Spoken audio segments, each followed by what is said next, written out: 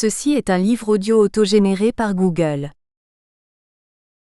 Chapitre 1 des EPLOIEMENT de la VOLONTE de puissance.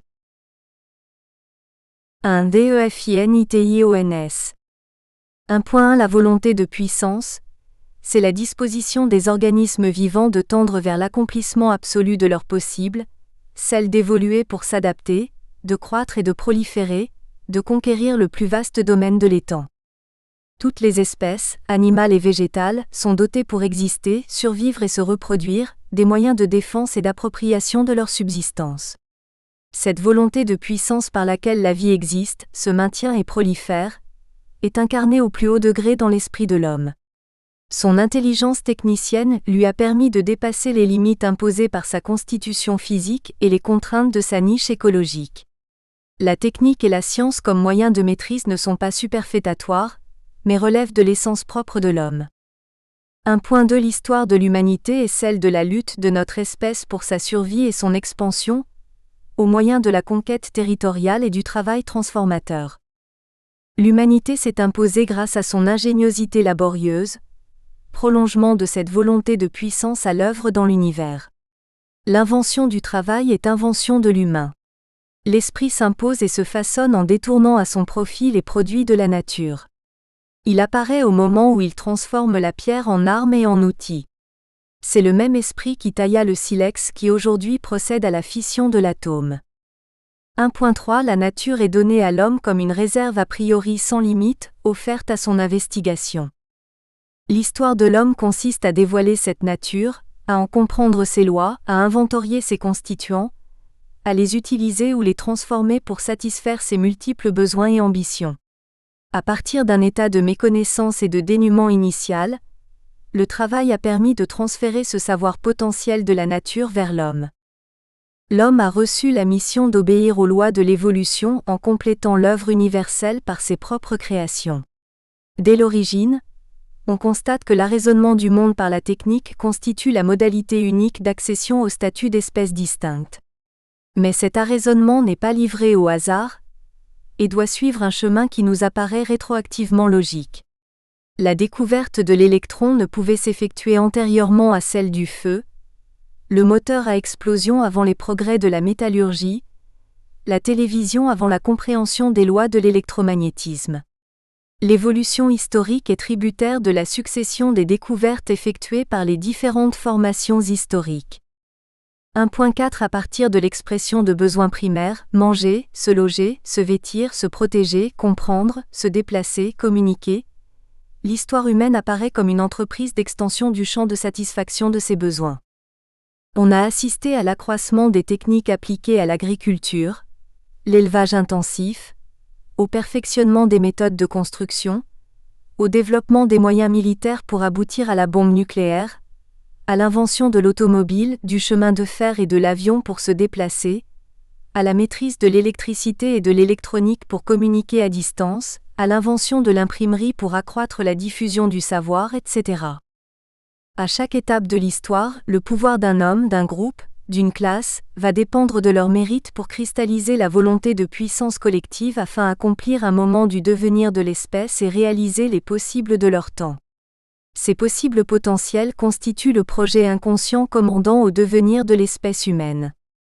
1.5 Avec le développement de l'outil, l'organisation collective du travail a été le second facteur de l'expression du vouloir se répandre de l'humain.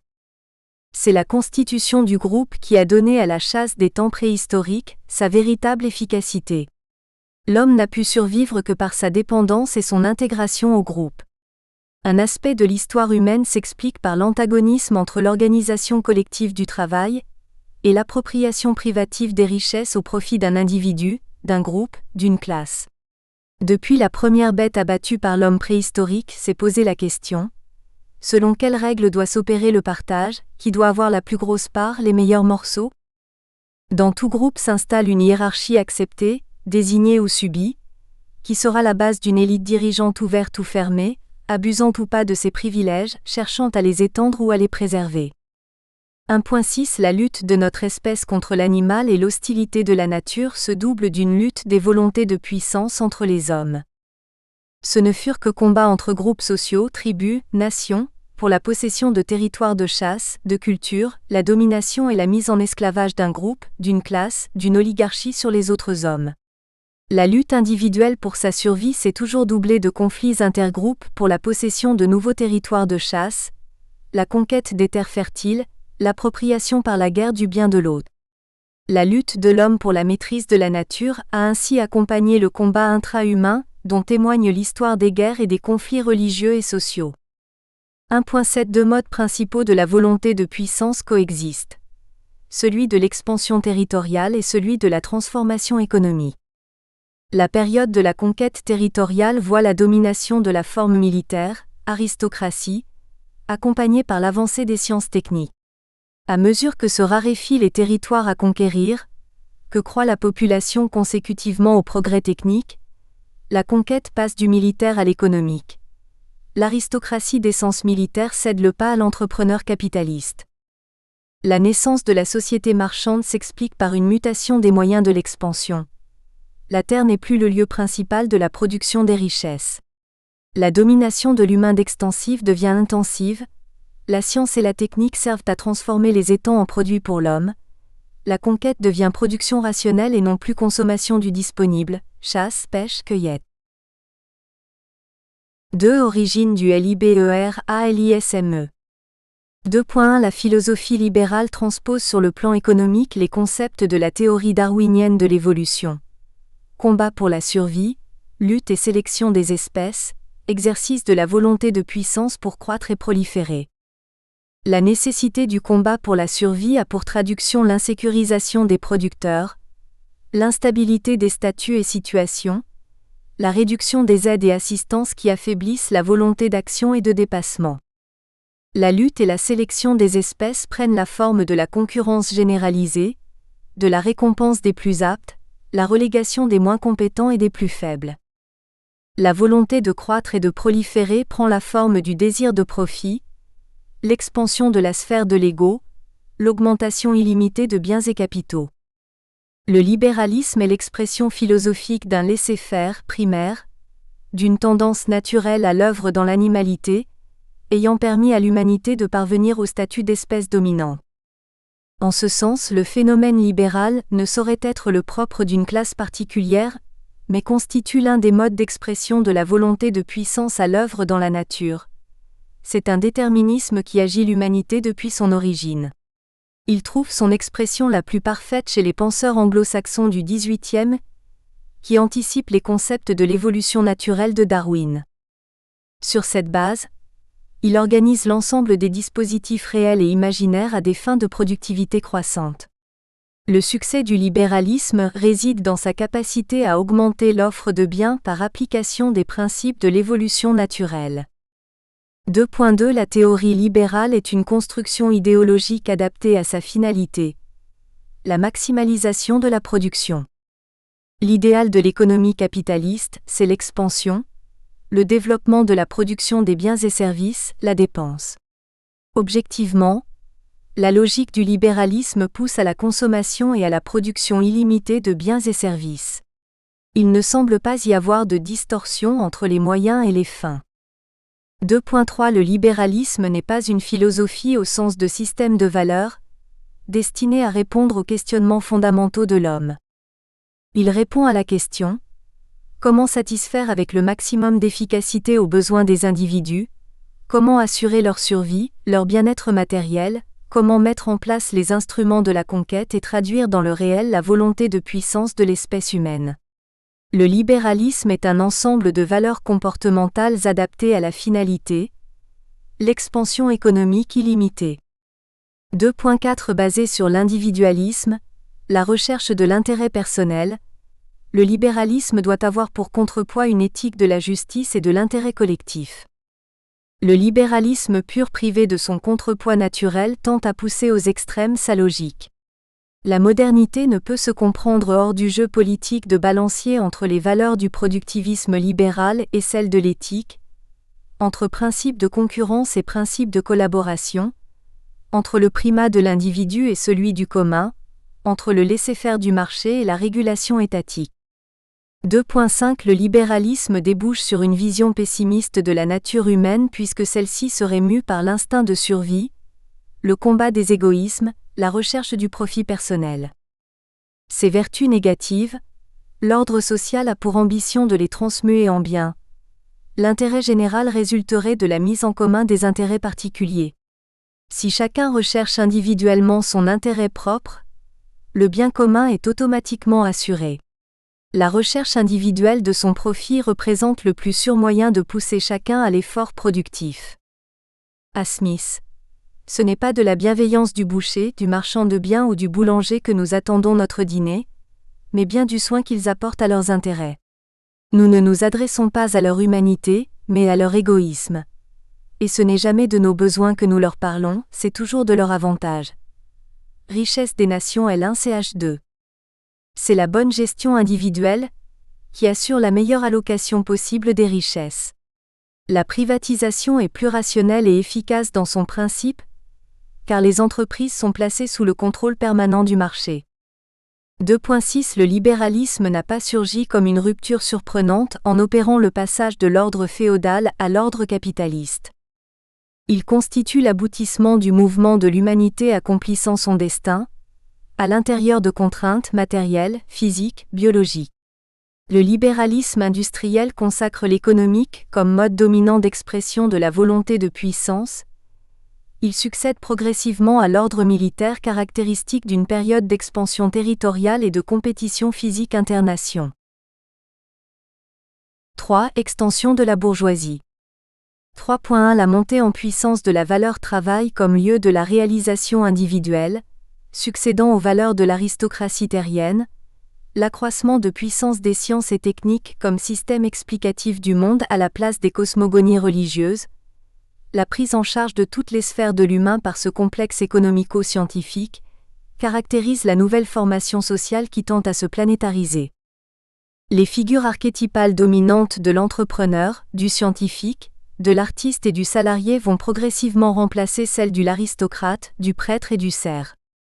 3.2 La hiérarchisation sociale s'est définie progressivement relativement à la place de chacun dans le système de production, et non plus par rapport à une lignée familiale ou au territoire d'un seigneur.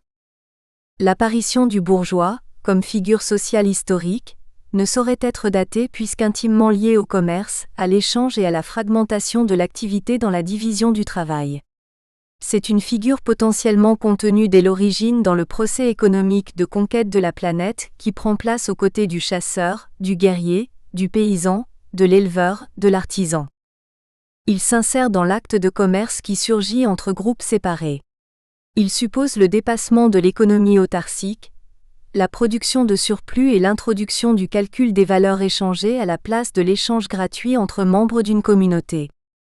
Sa spécialisation comme intermédiaire de l'échange implique une séparation entre producteurs et consommateurs, la constitution d'un capital qui conserve la valeur marchandise pendant le temps qui sépare la fin de la production par l'un de l'achat par un autre. 3.3 Le bourgeois commerçant se mue en bourgeois industriel lorsqu'il ne se contente plus d'acheter pour vendre à des producteurs indépendants, mais lorsque son capital lui permet de détenir les moyens de production. C'est à ce stade que l'artisan se transforme en industriel, que l'atelier se mue en manufacture, concrétisant un lent mouvement de spécialisation et de massification des productions. Cela correspond à l'extension des sphères de l'échange telles que des regroupements de plus en plus importants de salariés sont appelés à travailler pour des consommateurs de plus en plus nombreux et éloignés. L'extension du salariat, prenant le pas sur la petite entreprise artisanale, s'inscrit dans ce schéma évolutif, attribuant aux détenteurs de capitaux une importance de plus en plus grande dans l'ordre économique. 3.4 La bourgeoisie représente une classe extensible, sans limite ni privilège définitif car la légitimité du pouvoir repose sur la conquête économique et la soumission aux lois et aléas du marché.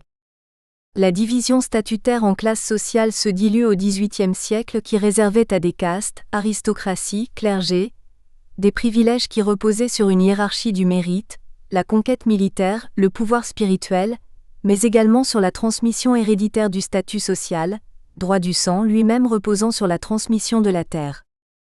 Le passage du pouvoir aristocratique à celui de la bourgeoisie a correspondu à une mutation quant à l'origine de la richesse.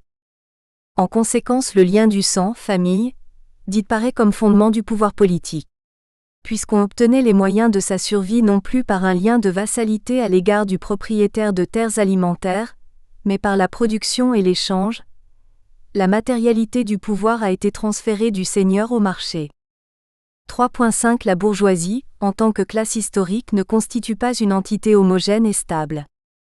Ce qui la caractérise, c'est la possession d'un capital, source de profit et de rente, et elle tire sa légitimité des rapports économiques directs avec un marché.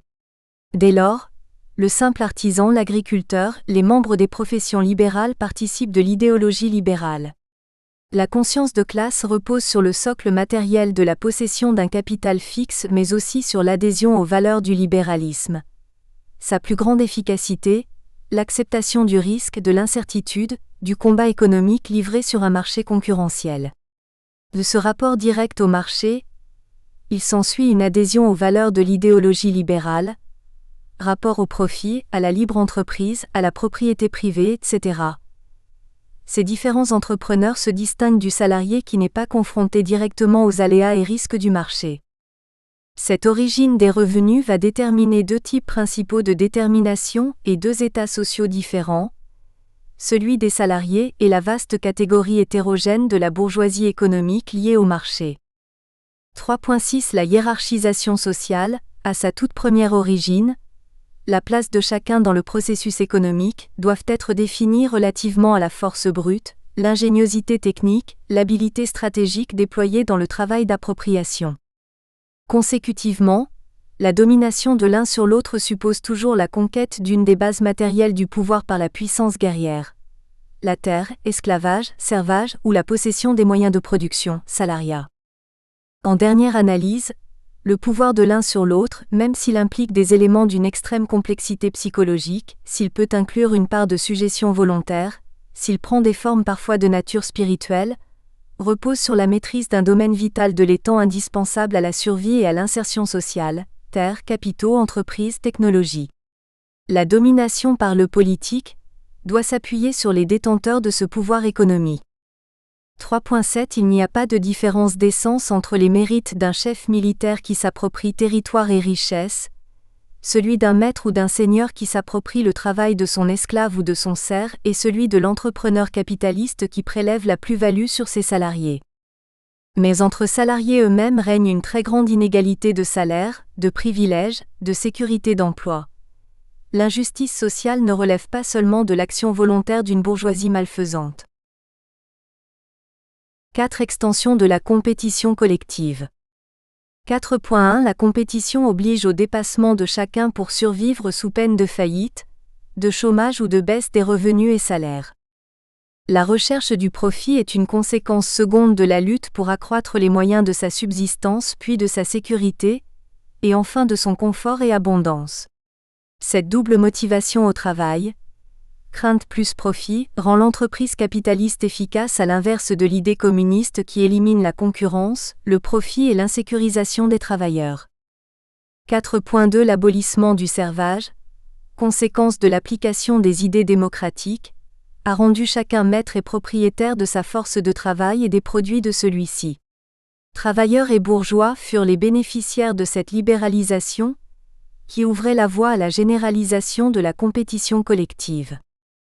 La démocratie du mérite, le principe de l'égalité des chances, représente l'aliment substantiel d'où le libéralisme tire sa force motivante et sa légitimité.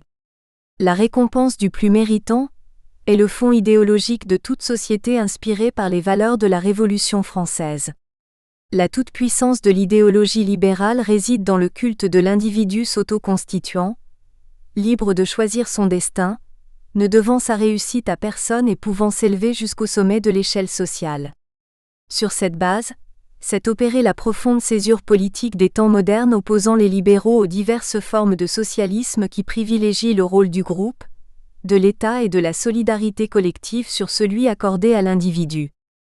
La bourgeoisie n'est pas une classe fermée, mais se trouve légitimée par sa tolérance à accueillir ceux qui réussissent et rejoignent l'élite. Cependant, on assiste à une rotation rapide des fortunes et des privilèges. La transmission d'un patrimoine, la gestion d'une entreprise par les héritiers implique que ceux-ci soient aptes à maintenir et faire fructifier les biens familiaux. La pérennité de grandes familles d'industriels suppose qu'elles secrètent les gestionnaires aptes à maintenir et développer la puissance de leur groupe. Le turnover des fortunes a aussi pour origine l'évolution industrielle et les lois du marché, qui obligent à une remise en cause constante des positions acquises. 4.3 À l'opposé du pouvoir aristocratique immuable, le capitalisme est fondé sur le mouvement, le provisoire, l'incertain, l'accession rapide et la rotation des privilèges. Un capitaliste chasse l'autre, une famille régnante se substitue à l'autre. Ce qui demeure immuable, ce ne sont plus les hommes mais les principes. L'entrepreneur tirant son pouvoir du marché n'a de compte à rendre qu'à celui-ci. Son sacre ou sa destitution dépend de sa capacité à préserver et accroître son capital. L'accession aux privilèges devient l'enjeu social par excellence qui engage la société dans une compétition collective. La puissance idéologique du libéralisme provient de cette suppression des frontières et clôtures entre classes sociales pour organiser la lutte démocratique d'accession à l'élite dominante. Le système rigide de classes de l'Ancien Régime a été remplacé par une hiérarchisation sociale fluide, une promotion organisée de la base vers le sommet. 4.4 Le pouvoir ne réside plus dans une légitimité divine, ne se transmet plus de père en fils, mais fait l'objet d'une lutte permanente et collective pour sa conquête. Nous espérons que vous avez apprécié cet aperçu. Pour continuer à écouter ce livre audio sur Google Play Livres, utilisez le lien dans la description de la vidéo.